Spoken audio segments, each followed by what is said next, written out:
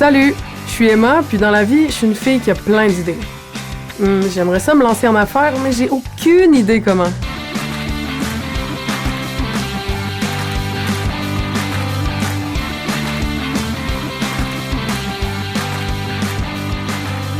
C'est pour ça qu'aujourd'hui, je pars avec ma fille Elvan pour rencontrer 4 femmes entrepreneurs et m'inspirer de leur histoire.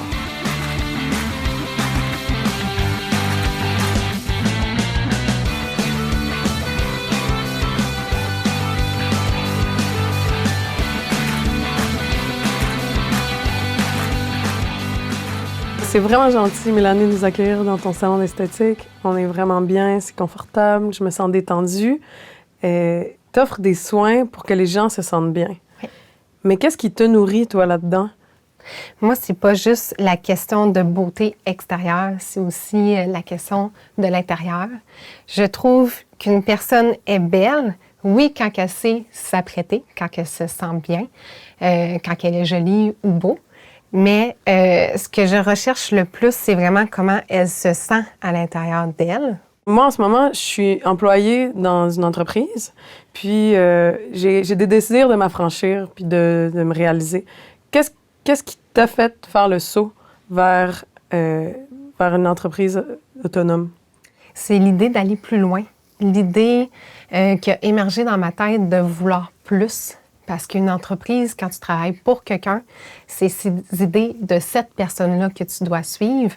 Ou tu peux essayer d'y faire des changements, mais tout ça. Mais c'est la personne qui, au final, a la décision. Donc, c'est l'idée d'avoir mes propres décisions, mes propres désirs, mon propre monde à moi. Mais qu'est-ce qui serait ton conseil pour quelqu'un comme moi qui veut se lancer? Foncer, sortir des chemins battus. C'est ta vie, ton chemin à toi. Donc, il y a beau avoir 1 million de personnes qui vont te dire 1 million de conseils, c'est toi qui es la plus apte à aller chercher les bons mentors, les bonnes personnes références, mais aussi, la bonne formation. Bien, merci beaucoup, Mélanie, pour le soin que tu m'as offert aujourd'hui. En te voyant travailler puis en te voyant parler, je suis sûre que tu prends vraiment bien soin des gens dans ta communauté. Puis comme là, on a bien pris soin de mon corps, on s'en va à Rivière-du-Loup prendre soin de mon estomac avec Karianne.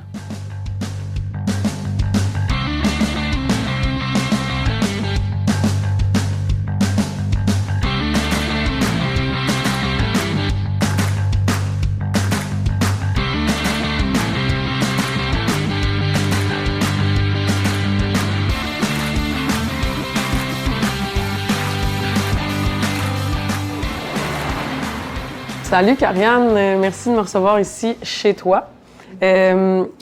Karianne, moi j'ai souvent eu l'impression qu'un entrepreneur c'est un homme d'affaires qui porte tout son travail sur ses épaules, qui est seul, qui doit travailler 80 heures semaine. C'est une image qui est répandue de l'entrepreneuriat, mais c'est pas la seule façon de le faire, non? Non, clairement pas. Puis je pense que c'est assez difficile de faire ça comme ça.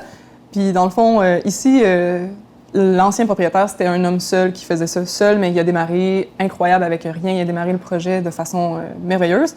Puis dans le fond, les employés ici, on a racheté, en 2018, on a racheté le projet au complet. On l'a mis en coopérative. On a créé une coopérative, puis on est les membres gestionnaires de la coopérative et c'est nous qui travaillons au restaurant maintenant. Fait qu'on se gère, on est comme un peu autogéré en coopérative. Ça m'a donné une flexibilité dans mon horaire, puis ça m'a permis à distance de démarrer un marché de producteurs virtuels pour la région, pour couvrir la région. Puis c'est grâce à l'aide de ma coop, dans le fond, ils m'ont prêté le local, ils m'ont prêté des frigos, ils m'ont prêté de l'équipement que j'aurais pas pu me payer en lancement. Puis ça m'a permis de lancer un projet. Puis là, je le repars cette saison-ci, là, on est à l'automne, fait que je repars ça là. Puis j'ai besoin de placer des légumes dans mes frigos, il faut que je fasse du placement, fait que tu veux m'aider? Ouais, mais ça me tente.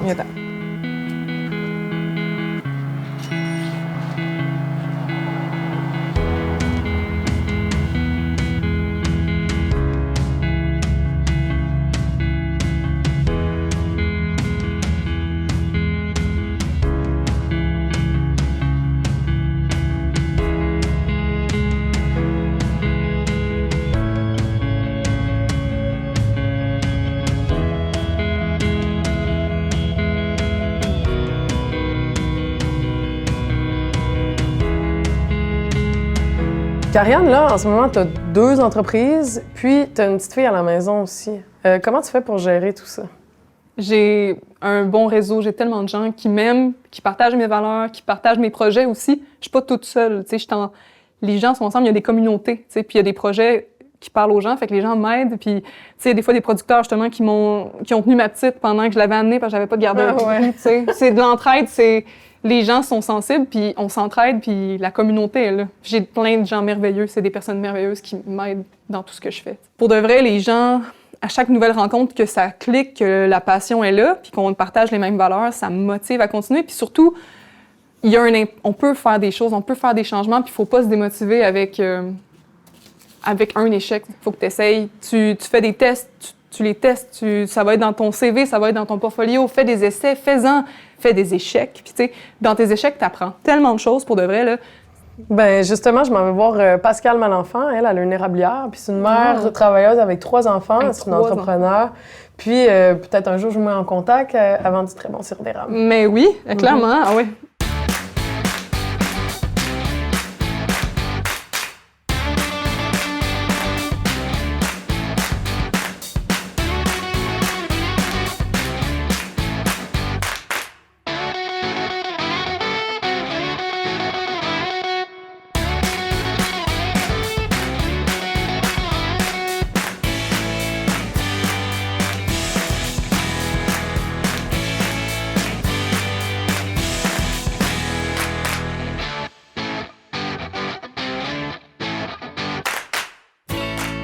Pascal, ici, on est sur l'érablière de ton enfance. Oui. Qui était à ton père, Oui, mais oui. qui est maintenant. Ouais.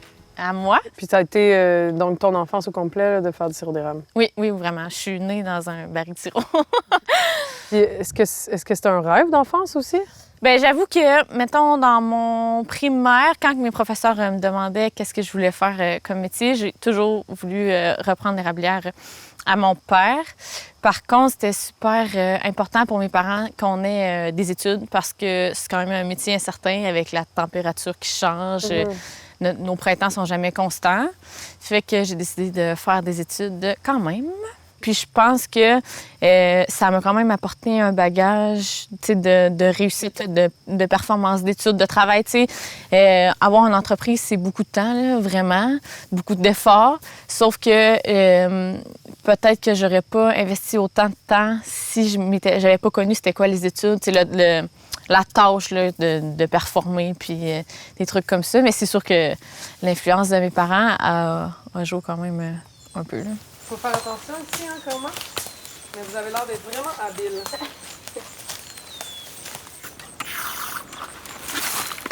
Donne à maman. Pascal, t'as 3 enfants, t'as démarré ton entreprise, tu t'es lancé à fond, mais comment t'as fait? Puis, qu'est-ce que tu suggérerais aux mères qui auraient envie de faire la même chose? Ouais, je dors pas beaucoup dans le premier point. OK. Ça prend du temps, ça prend de l'énergie. OK, j'ai compris. Mais non, croire en soi, pas te laisser décourager par les gens. Tu sais, il y a toujours des gens autour de toi qui vont essayer un peu de te décourager, pas te fier à ça. Puis tu sais, pour moi, c'était super important d'avoir une entreprise. Tu sais, j'ai toujours voulu avoir une érablière, mais j'ai toujours voulu avoir des enfants, plein d'enfants, puis rapprocher. Fait que je me voyais pas avoir une entreprise sans enfants, puis je me voyais pas avoir des enfants. Tu sais, pas d'enfants. C'était trop genre. C'est un projet de vie, ouais, en fait. c'est ça. Toi, t'es acéricultrice. T'évolues dans un monde qui est vraiment typiquement masculin. Puis même si c'est un cliché, ça te met quand même des bâtons dans les roues. Comment tu fais, toi, pour passer au travers de ça? Oui, c'est sûr que ça met un bâton dans les roues. Ça rajoute un défi supplémentaire, clairement. Tu dois faire ta preuve. Tu sais, tu vas toujours te faire remettre en question. Mais je te dirais que le gros... Moi, je suis passionnée. J'aime mon métier. Je veux l'apprendre. C'est sûr que je connais pas tout, mais en même temps, un gars connaît pas tout non plus, tu sais. Fait que je suis là pour apprendre. Je sais ce que je vaux. Puis moi, je le fais pour moi. Je le fais pas pour les autres. C'est quelque chose qui me passionne. Ça m'appartient. Les autres, c'est ça. Bien, je m'en vais justement rejoindre une fille qui travaille aussi dans un monde qui est typiquement masculin, le domaine de la construction. C'est une inspectrice en bâtiment. Puis je suis sûre que vous auriez 2-3 choses à dire à propos des femmes dans les milieux d'hommes. Sûrement qu'on aurait 2-3 conseils à se donner.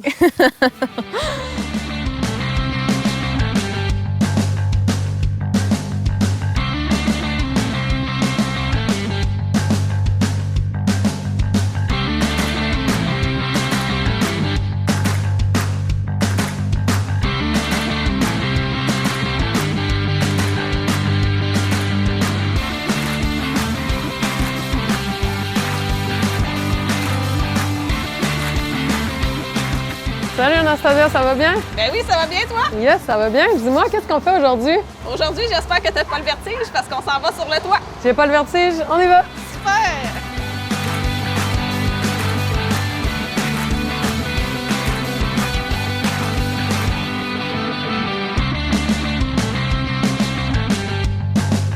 Bon, Anastasia, maintenant qu'on est sur le toit, explique-moi un peu qu'est-ce que tu fais. Ben moi, je suis inspectrice en bâtiment, fait que je regarde les bâtiments. Je vais passer de la toiture en regardant les façades, les fenêtres, l'électricité, la plomberie. Fait que, tu sais, je vais regarder voir si on a de la pourriture, si le cadre il est décellé, puis que si mes tournevis tiennent. Ça ressemble un peu à ce que je fais dans mes journées. Fait que si tu veux, on peut aller à l'intérieur, je vais te montrer d'autres choses. Ouais, allons-y. Parfait, super. Anastasia, dis-moi, qu'est-ce que tu regardes en premier dans une pièce? Toujours la même routine. Fait que je vais toujours rentrer dans la pièce. Je vais regarder les murs, le plafond, la fenêtre, je la teste, le chauffage. Je vais regarder le plancher aussi.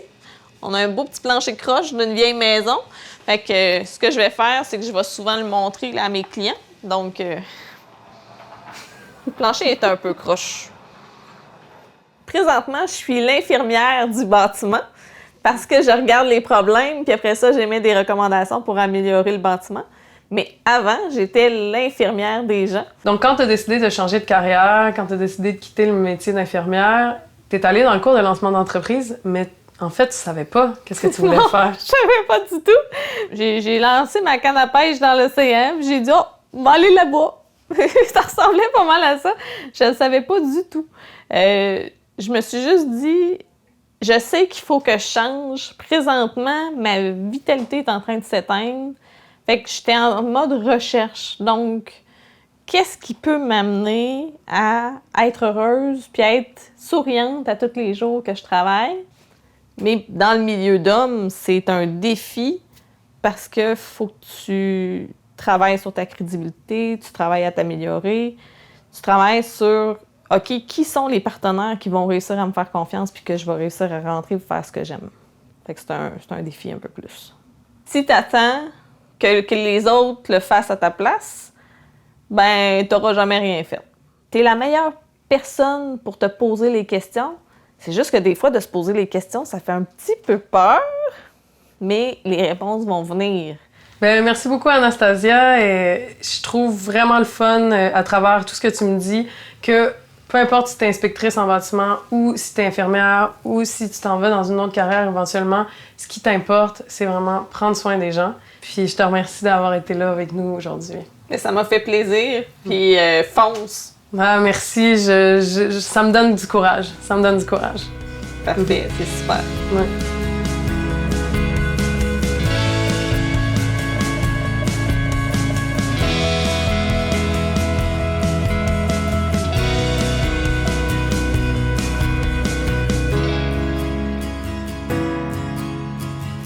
Les rencontres que j'ai faites aujourd'hui m'ont montré que l'entrepreneuriat, c'est vraiment plus accessible que je pensais. Que tout est possible tant qu'on s'en donne les moyens. Et en tout cas, ces filles-là m'ont donné énormément de courage, puis j'ai vraiment envie de me lancer.